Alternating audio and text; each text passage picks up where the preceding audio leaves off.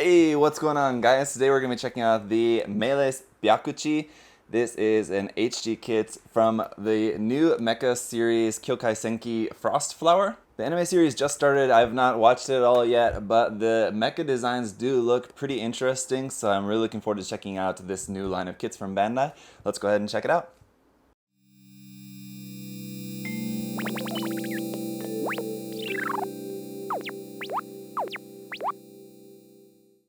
Alright, so the box art here on the front is pretty typical HG style box art. We got the name down there at the bottom, HG logo, the logo for the series, and then just some very cool artwork there. Nice battle scene. Around here on the side, this is 0, 0 in the line. I don't know why it's not 0, 1. But okay, and then I want to look at the top here first, because here we have an introduction to the series and the pilot there, and then over here another just like a little introduction to the series. But the Kenbu here seems to be the one that's going to be like the main mecha of the series, but that's not the one that was released first, interestingly enough. But I do have that one on the way, and we'll be reviewing that one for you guys as well in the very near future. Just going back to the other side, here's a full look at the Byakuchi, what it looks like all built up and painted, front and back.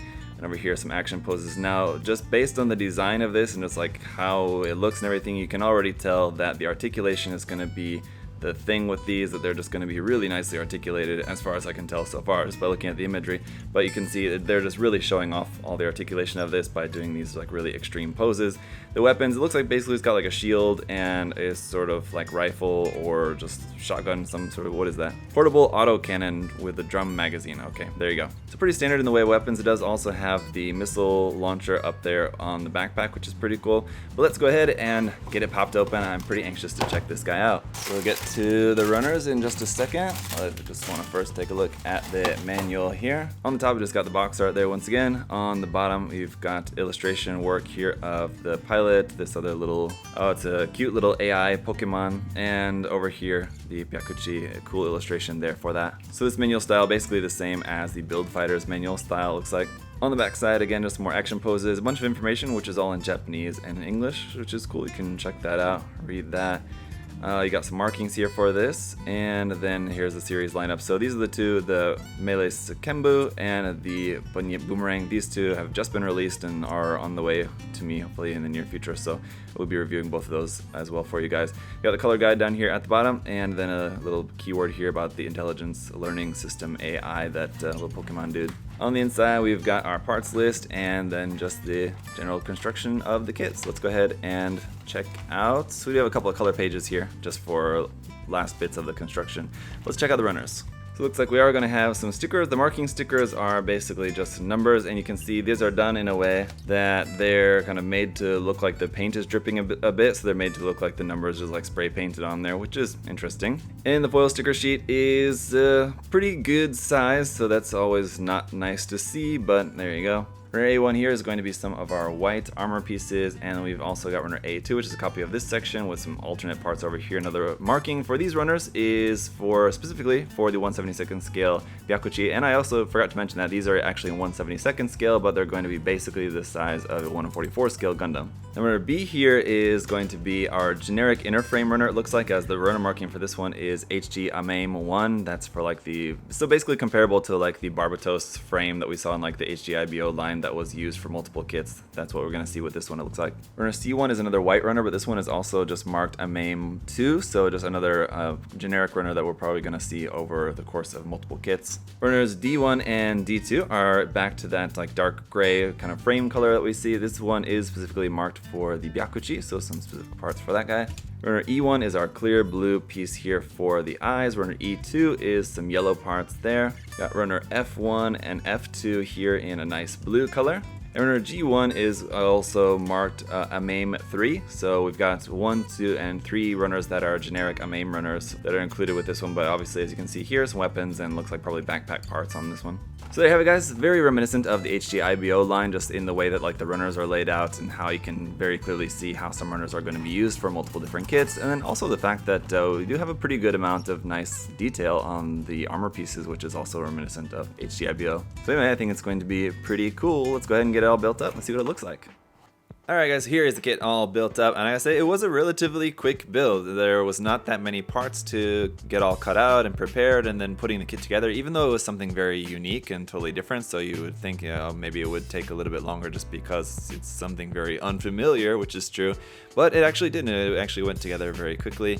But it feels very solid. There's a few bits on there where there's stickers that I wish were separate parts, but overall the construction of it is very nice in terms of just the way the parts are separated and everything.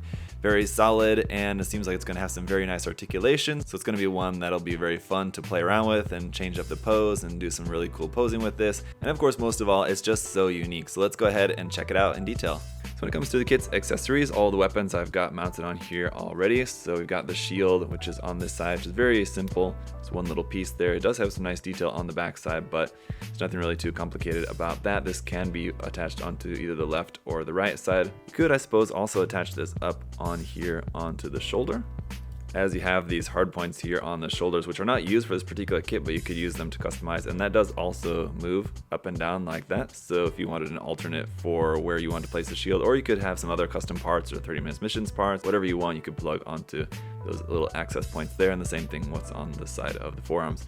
As for our rifle, it's just stuck up on this part here on the back. Now there's an articulated arm here with a couple of points of articulation where you can rotate that around. A pretty simple design here for the rifle, just a couple of parts, but a lot of nice detail on there. You have a little camera sticker on there, and you will have some seam line on this that you will need to remove, but overall, like I said, very nicely detailed, and this will fit into our trigger finger hand. And that's interesting because the trigger finger hand is like half white and half gray, which some people have had a problem with.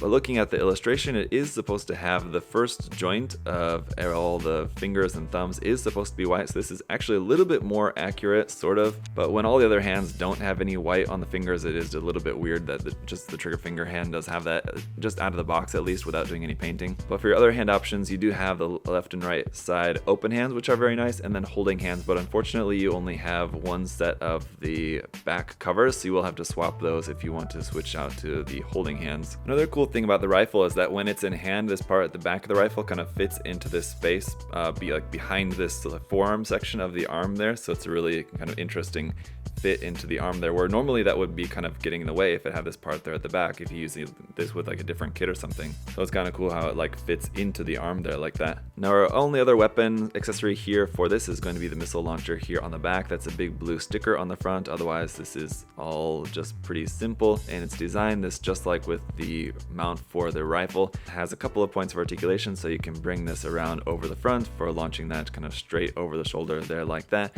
You can also just completely remove this backpack system entirely and just not have this on the back, and I assume this will probably be universal for a few of the designs in the line, so you should be able to use this for a number of different kits. And while we're here, those are a couple of stickers right there. That yellow and black sticker there on the back, it actually ends up being covered up by the backpack, so you won't see that. Other stickers are going to include this gold one here for this piston detail, which we'll talk about in a second. Here on the face, those little cameras on like the front of the chin, those are two little stickers there. Otherwise all this yellow and everything else on the head is all just the actual part, so that's nice. Here on these parts on the forearm, that yellow bar, that's just a yellow sticker you'll wrap around that. That's pretty understandable.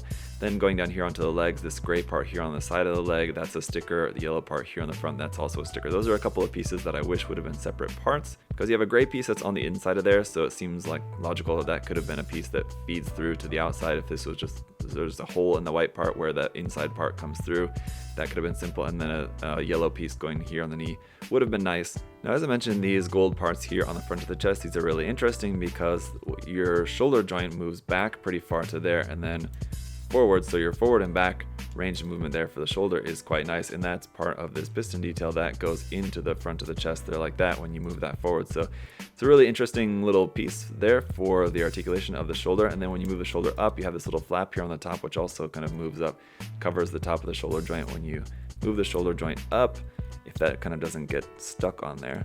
You can move the shoulder up to about there, and then you can move it a little bit further. Like I said, you just kind of have to move this part in a way that it doesn't get too stuck on there. But ultimately, it seems like you can only bring the arm up to about 90 degrees is about the extent of that. But not too bad considering the forward and back range is so nice. So I'll kind of forgive that lack of upward movement. Otherwise, the arm, while it's very strange in its design, works pretty similarly. You got some rotation here at the top of the bicep. And this part here on the side basically kind of acts as your elbow joint. So you have a double jointed elbow, and this tiny little bit here in the front is kind of your forearm, essentially, so that can ultimately bend all the way up to there. The wrist is just a ball and socket joint there. There's no polycap or anything, so it does feel a little bit loose actually, just because there's no polycap to kind of hold it in there tightly. It's just kind of held in there by friction. So what you could do, just add a little bit of glue or paint or something onto this ball joint just to tighten that up if you wanted to make sure that's in there good and tight. In the abdomen section, we don't have much back bend, but it does have a really nice forward bend all the way to the front there like that, which is pretty extreme. You can also bend this to the side. It kind of twists to the side, left and right, which is quite nice. And then just the whole thing is just on a ball and socket joint here between the top and bottom half of the body, so you can rotate that and bend that around. And as you can see, just accidentally bumping into the hands and they're just popping out very easily. The very literal butt flap on this one is on a double joint, so that can actually move up very far, up like that, and up and down. So up and down movement of that is not an issue, and then underneath there you'll see that's where your hard point is for plugging this onto an action-based connector. The legs obviously not going to have any issue going forward and back. You can bring the legs all the way out to the side without any issue either. You've got some rotation there at the top, and then bending the knee is sort of interesting as it's kind of a weird knee. It doesn't actually bend any further forward than that. Bend it back to there, and then bend the front of the leg forward to there. This one actually doesn't really move as far forward as I would have expected, but you can always modify that by just cutting that down a little bit more or something if you needed a little bit more of a bend to that. The feet, the front toe and the back toes will twist individually, and then these front two toes can also move individually like this, so you have lots of movement there in the toes to be able to get a good flat stance for that. So no matter how wide you have the leg set, you should be able to get a flat stance of the feet, which is nice. Although we don't have any forward and back movement at this joint, basically your forward and back movement of the ankle is going to be this bit up there at the top, not actually at the foot. Oh yes, and also the head articulation. The head can go down to there, and the neck joint is pretty unique as well. It's not just your standard polycap like double ball joint there, but that should give you a pretty high movement up there to the top as well. And the clear blue visor piece does look really quite nice in there. You can just adjust that off to the side angle like that and turn it, as much as you want to turn it. So really nice articulation there in the neck is also. And while the scale is different with these HG kits being a 1/72nd scale, they're compared to a 1/44 scale RX-782 Gundam. You can see the size is going to generally be similar. These are similar to like a standard HG Gundam size wise. But you can see it is a little bit bigger, a little bit taller, but then you can also see that its weapons are going to be pretty compatible to use with just kind of standard HG size Gundams. So if you wanted to use like the shield, the missile launcher, the rifle, these kind of things are just going to all be kind of standard HG size, so you should be able to use those with kind of basically anything Gundam. It could also work really well with like some Full Metal Panic kits or something, for example. So as you guys can see, the articulation of this is not only very interesting, but just going to be very useful for doing all sorts of different poses. Basically any pose that you could want to do with this, you should be able to do without any issue at all, which is fantastic and really just makes it a lot of fun to play around with as an HG kit. And as I mentioned before, everything does feel really solid. Aside from the wrist being very slightly, just a tiny bit loose, everything else is totally solid. You don't have any issues at all. As far as any seam lines on the kit, you have the one on the rifle, you have a little bit of a seam line on the side of the shoulder, and that's basically about it. So as far as just prepping this kit for painting, doing any seam line removal, there's hardly any of that to do. There's a couple stickers, like I said, that blue part on the missile launcher I wish was a separate piece, and the knees on the side of the leg, I wish a couple of those stickers would have been separate pieces. But as far as HGs go, it's pretty average as far as how sticker heavy it is. There's some stickers on there, a little bit more than I would have liked to see, but it is an HG at the end of the day, so you can't expect it to be completely stickerless. It would have been nice, but I do still think that overall the value of this kit is very high as far as what you get for what you pay for it. It's a very interesting design, really fun kit to play around with, and it's just a very unique and interesting build. Building this kit, is very different, especially in the arms and legs, from pretty much any other kit that you're gonna build. So it's a really interesting design that Bandai has done a really fantastic job in terms of translating it into a plastic model kit. And I'm really excited to see how this is going to progress as the line continues. Customize options between different kits, being able to mix and match parts between like the weapons and accessories, between the different hard points on the kit, on the shoulder, the side of the arm, and also on the side of the thigh. I forgot to mention that earlier, but you got another hard point, access point there for plugging on extra parts or weapons, accessories, things like that. And again, it's going to be compatible with 30 Minutes Missions parts and other HG Bandai kits that all use like that same 3mm size peg hole. So with this being the first kit in the line, I gotta say I'm definitely looking forward to building some more kits in this line and just having some fun with it. I'm really looking forward to painting one or two of them up in the future once I can actually get into a space where I can do some painting again. That'll be fun. But as always, guys, if you're interested in checking out any of these kits, the link to USA Gundam Store will be down in the video description below, as well as my coupon code for you guys to use there as well. We got all the kits there from this line are available on pre-order, so they all should be arriving there pretty soon. The first wave of them should be arriving there soon. And definitely let me know your guys' thoughts on the first release and what do you think of the line so far. Which of the future releases are you most looking forward to? Let me know down in the comment section. And of course, if you feel like liking the video, commenting at all, or subscribing, that's all greatly appreciated. So thank you guys so much for your support. Until next time, hope you guys are all having a great day. I'll see y'all later. Bye bye.